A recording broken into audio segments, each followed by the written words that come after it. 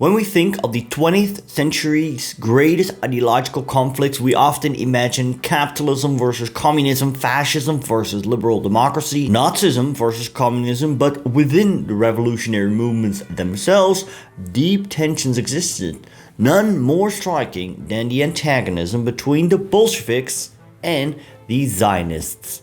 Both movements drew heavily from Jewish intellectual circles in Eastern Europe, but by the 1920s they stood on opposite sides of a deep ideological divide, one that would only widen with time. So, how did two movements, each claiming to fight for Jewish liberation, become bitter enemies? You'll find out today. In the 19th and early 20th centuries, the Russian Empire was home to the world's largest Jewish population, around 5 million people, mostly confined to the Pale of Settlement, a region stretching across parts of modern-day Poland, Ukraine, and Belarus. The Pale of Settlement was a region in the Russian Empire where Jews were permitted to live permanently from the late 18th century to 1917. Established after the partitions of Poland, the Pale was an attempt to confine the Jewish population to a specific Western territory, and residency outside of it was mostly forbidden. There, Jewish life was a mix of intense religious tradition, poverty, discrimination, and also revolutionary fervor. Jews, like many others under the Tsar, were drawn to radical politics. Pogroms, economic hardships, and exclusion from public life pushed many into socialist and anarchist movements. In fact, Jews were represented in nearly every revolutionary group, from the Mensheviks and Bolsheviks to the Bundists and Zionists. The Mensheviks originated from the same party as the Bolsheviks, the Russian Social Democratic Labor Party. That party was founded near the end of the 19th century in 1903. Their second congress outside Russia, in Brussels actually, took place and a split occurred. Winning by a hair, the Bolsheviks used their name, which means majority, while the losing party became known as the minority, the Mensheviks. With hindsight, it was foolish of the Mensheviks to call themselves as such. It saddled them with the permanent image of a minority party. Interesting enough, Leon Trotsky was initially part of the Mensheviks and would later side with the Bolsheviks.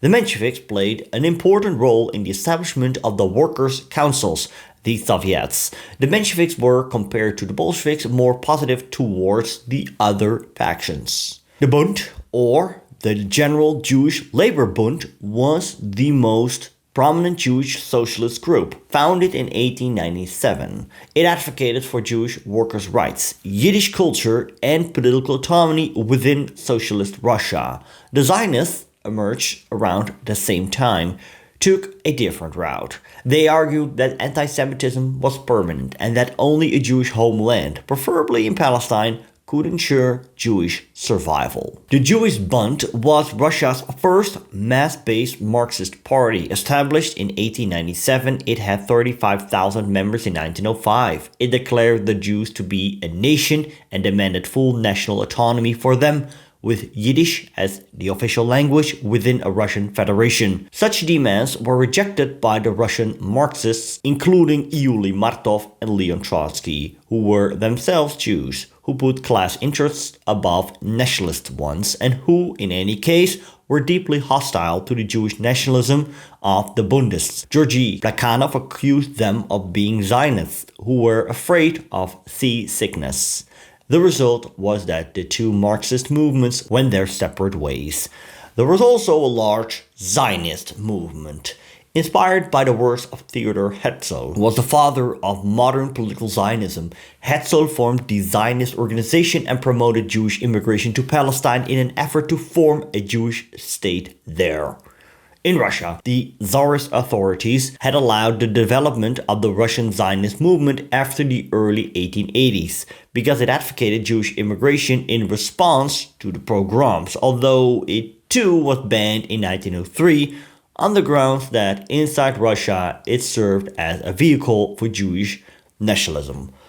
For the Bolsheviks, led by Lenin, nationalism, including Jewish nationalism, was anathema. To them, the working class had no nation. National identity was a fiction used by the ruling class to divide workers.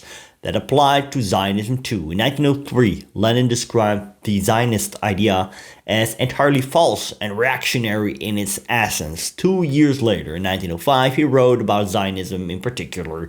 The idea of Jewish nationality bears a clearly reactionary character. The idea of a Jewish nationality contradicts the interests of the Jewish proletariat, creating in it directly and indirectly a mood hostile to assimilation, the mood of a ghetto. During the 1917 February Revolution, the Bolsheviks played a minor role. Lenin was in exile and the Bolshevik members were in the factories and therefore played a role on a smaller stage. Lenin returned to Russia on April 3rd, where he arrived at Finland Station in the capital of Petrograd, a trip that was authorized by the German authorities, who at that point were still at war with Russia. He was greeted by a crowd of people, and on his way to the Bolshevik HQ, he gave speeches at every intersection. He used simple words and stated simple messages and kept repeating them. In such a way, he was able to gain support from the audience. The Bolsheviks' methods were agitative. In other words, their tone was fierce, and they made use of already existing communication channels within the former Russian Empire, telephones, newspapers. Their newspaper was called Pravda, which means truth. After the failed Kerensky offensive, a futile attempt of the new Russian provisional government to defeat the Germans on the Eastern Front of the First World War, the July crisis occurred. Radicalism was rampant as Bolshevik slogans that before were too extreme now became widely used. It was in these days that Lenin's slogan, peace, land, and bread, and all power to the Soviets, became mainstream, so to say. After the failed Kornilov affair, where a Russian commander named Kornilov tried to seize power, the Bolsheviks gained more and more support. Bolshevik party members tirelessly hawked the Bolshevik ideas. They became more and more mainstream, and it was in October they made their move. After their grab to power, they signed the Brest-Litovsk Peace Treaty. They later adopted the name of the Communist Party of the Soviet Union. The Bolsheviks were ruthless and uncompromising from day one. Leading Bolsheviks disagreed and argued with each other over tactics. Key decisions met with resistance, notably the timing of the October coup and the acceptance of Brest-Litovsk, but discipline held. Lenin remained the center of authority, even when challenged. The SRs split. The Mensheviks split. The Bolsheviks, though sometimes divided, did not split. They created organizations. They operated simultaneously on many levels to mobilize and direct, to punish and penalize. Not surprisingly, soon after seizing power in Russia, the Bolsheviks began to arrest Zionists. Interestingly enough, Cheka leader Felix Dzerzhinsky opposed the persecution of Zionists.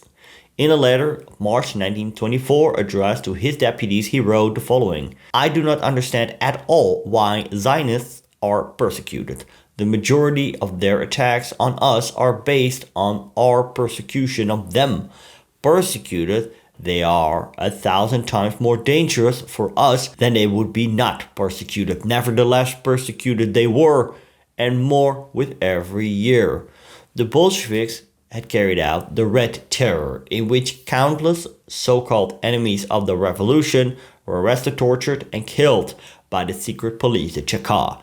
The Cheka had many Jews in its ranks, but it must never be forgotten that while many revolutionaries were Jews, relatively few Jews were revolutionaries. It was a myth of the anti-Semites that all the Jews were Bolsheviks. The Trotskys make the revolutions and the Brownsteins pay the bills.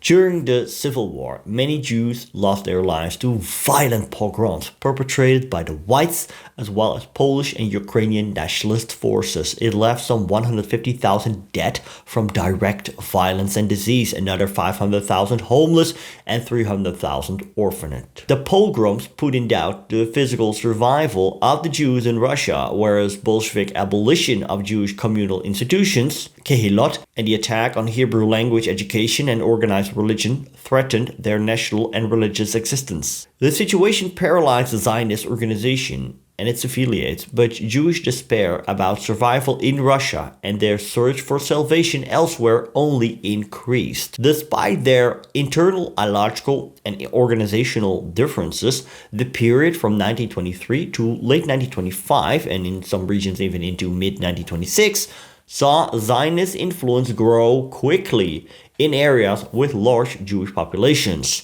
and in major cities across the former Pale of Settlement, as well as in southern and central Russia.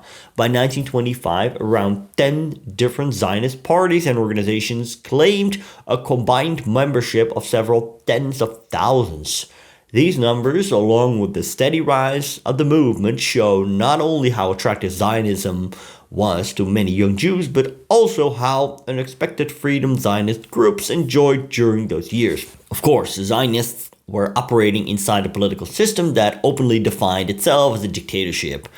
Conditions for Zionist activity began to worsen in 1924 and drastically so in the middle of 1925. There was more than one reason for this change. A significant factor initially was the process of radicalization that unfolded within the Zionist youth movements. Throughout their years of expansion, these movements competed with the Yevsektsiya. See, by 1919, the Soviet government had increased a special body, the Yevsektsiya, or Jewish section of the Communist Party. The section's goal was to spread communist ideology and atheism among the Jewish masses in the Soviet Union and published the Yiddish language magazine. The Yevsektsiya was viewed with contempt by many Jews, as its members were seen as traitors to their own people because its goal was to eliminate Zionism, Judaism, and other bourgeois elements within the Jewish community. This section actively opposed traditional Jewish culture, religious institutions, Zionism, and other Jewish political parties, such as the Bundists. They promoted a secular Yiddish culture that was in line with communist ideology. Hebrew schools, for example, were banned. The Yevsektsiya was officially dissolved in 1929 because the Soviet authorities felt that its work was complete and that separate Jewish organizations were no longer necessary. Many of its leading members, including Chairman Simeon Dimonstein, were later executed during Stalin's Great Purge in the late 1930s. Under Stalin, the repression intensified. Zionism was no longer just an ideological threat, it was treated as a form of espionage. Many Zionist activists were arrested, sent to labor camps, or disappeared entirely. Any hint of Jewish nationalism was now grounds for suspicion. Even speaking Hebrew or possessing Zionist literature could be fatal. Near the end of the 1920s, Stalin flirted with the idea of creating a Jewish state in the Russian Far East. I visited that place in 2019 and recorded this video. Go watch it next.